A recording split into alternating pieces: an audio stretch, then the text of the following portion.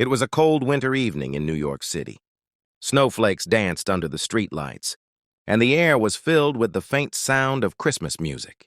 Inside a small post office, a young woman named Emma stood in line, holding an old yellowed envelope in her hands. She looked nervous. The envelope was wrinkled. The ink faded, but it was addressed to someone named Mr. Thomas Reed, and the date written on it was December 17th, 1985. When it was finally her turn, she approached the counter and said softly, "Excuse me, I found this letter while cleaning my grandmother's attic. It seems it was never sent. I'd like to deliver it." The old postmaster looked at the letter carefully. "Well," he said kindly, "this address still exists. I'll make sure it reaches the right person." Emma smiled, thanked him, and left. A few days later, on the outskirts of the city, an elderly man named Thomas Reed opened his mailbox and found the letter.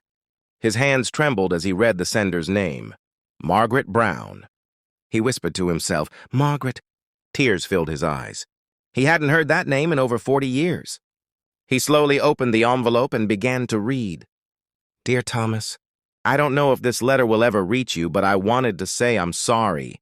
I was scared of leaving home, scared of the future, and scared of losing you.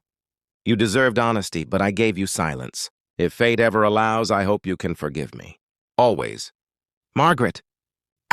Thomas sat quietly for a long time. The room was silent except for the ticking of an old clock. His wife had passed away years ago, and Margaret had been his first love, the one who had suddenly disappeared without a word. He smiled sadly and whispered, "You were forgiven long ago." The next day, Thomas decided to visit the post office. He asked about the young woman who had brought the letter. The postmaster explained, "That must have been Emma. She said it belonged to her grandmother." Thomas's eyes widened. "Your grandmother's name wouldn't happen to be Margaret Brown, would it?" When Emma heard about the old man asking for her, she returned to the post office. They met that afternoon.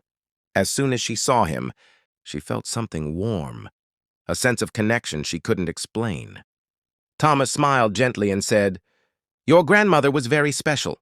We were close when we were young. I always wondered what happened to her." Emma smiled softly. "She passed away last spring. I was cleaning her attic when I found this letter." Thomas took a deep breath and said, "She must have wanted you to find it. Maybe this was her way of saying goodbye properly." They sat together for a long while, sharing stories about Margaret, her kindness, her laughter, her love of letters. By the end, both of them felt an odd sense of peace, as if the letter had finally completed its journey after all those years. That night, Thomas placed the letter in a small wooden box beside a photograph of a